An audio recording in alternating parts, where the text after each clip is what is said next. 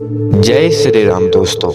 माता सीता की यह कहानी लोग आज भी बड़ी ध्यान से सुनते हैं क्योंकि यह कहानी बहुत रोचक है और माता सीता का भी वरदान है। जो इस कहानी को कहता है और जो इस कहानी को सुनता है उसके घर में धन की कभी कमी नहीं होती है। यह कहानी आज भी बहुत फेमस है। उत्तर प्रदेश, बिहार, हिमाचल प्रदेश और हरियाणा के कुछ क्षेत्रों में आज भी यह कथा सीता जयंती पर बड़ी प्यार से लोग सुनाते हैं और बड़ी प्यार से सुनते हैं। यह कहानी दोस्तों बहुत इम्पोर्टेंट है, पूरा जरूर सुनिएगा। यह कहानी सीता माता कहती थी और श्री राम इसे सुना करते थे। एक दिन श्री राम भगवान को किसी काम के लिए बाहर जाना पड़ा तो सीता माता कहने लगी कि भगवान, मेरा तो 12 वर्ष का नित्य नेम है। अगर आप बाहर जाएंगे तो मैं अपनी कहानी किसे सुनाऊंगी।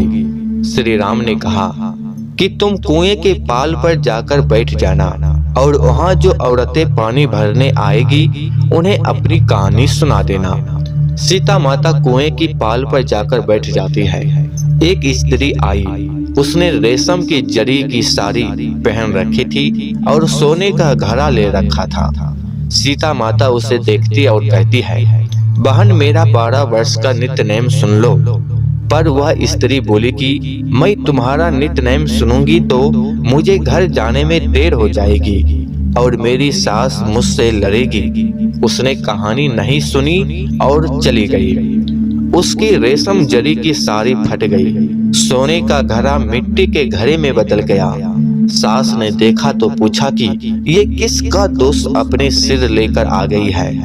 बहू ने कहा कि कुएं पर एक औरत बैठी थी, उसने कहानी सुनने के लिए कहा लेकिन मैंने सुनी नहीं, जिसका यह फल है।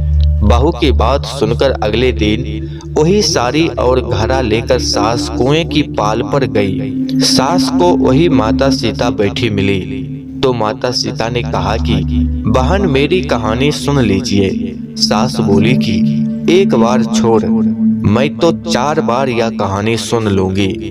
तपी रसोई जियो राम, माखन मिश्री खाओ राम। जब बोलू जब राम ही राम, राम समारे सबके काम। खाली घर भंडार भरेंगे, सबका बेड़ा पार करेंगे। श्री राम जय जय राम, जय जय राम। सास बोली कि बहन, यह कहानी तो बहुत अच्छी लगी। कहानी सुनकर सास घर चली गई और उसकी साड़ी फिर से रेशम जरी की बन गई।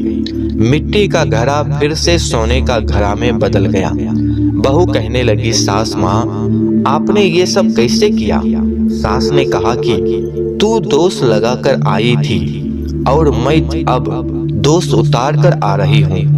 बहू ने फिर पूछा कि वह कुएं वाली स्त्री कौन है। सास बोली कि वे सीता माता थी।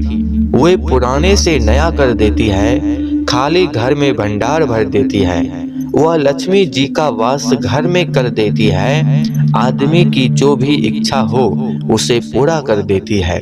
बहू बोली कि ऐसी कहानी मुझे भी सुना दो। सास बोली कि ठीक है, तुम भी सुनो। और सास ने कहानी शुरू की। कहानी सुनकर बहू बोली कि कहानी तो बहुत अच्छी है। सास ने कहा कि ठीक है, इस कहानी को रोज कहा करेंगे। अब सास बहू रोज सवेरे उठती, नहाती धोती और पूजा करने के बाद नित्य नेम की सीता की कहानी कहती। एक दिन उसके यहाँ एक पड़ोस औरत आई और बोली कि बहन, जरा सी आँच देना। तो वह बोली कि आँच तो अभी हमने जलाई ही नहीं। पड़ोसन ने कहा कि तुम सुबह 4 बजे से उठकर क्या कर रही हो फिर। उसने कहा कि सुबह उठकर हम पूजा करते हैं, फिर माता सीता की नित्य नेम की कहानी कहते हैं। पड़ोसन ने उसकी बात सुनकर फिर कहा कि सीता माता की कहानी कहने से तुम्हें क्या मिलता है। वे बोली कि इसकी कहानी कहने से घर में भंडार भर जाते हैं, सारे काम सिद्ध हो जाते हैं, मन की इच्छा भी पूरी होती है। पड़ोसन कहती है कि बहन, ऐसी कहानी तो मुझे भी सुना दो फिर। वह बोली कि ठीक है, तुम भी यह कहानी सुन लो। सारी कहानी सुनने के बाद पड़ोसन कहने लगी, बहन कहानी तो मुझे बहुत अच्छी लगी। अब वह पड़ोसन भी नित्य नेम सीता माता की कहानी कहने लगी।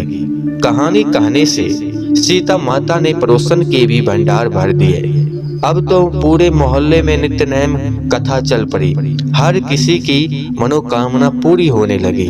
हे सीता माता, जैसे आपने उनके भंडार भरे, वैसे ही आप हमारे भी भंडार भरना, कहानी सुनने वाले के भी और कहानी कहने वाले के भी।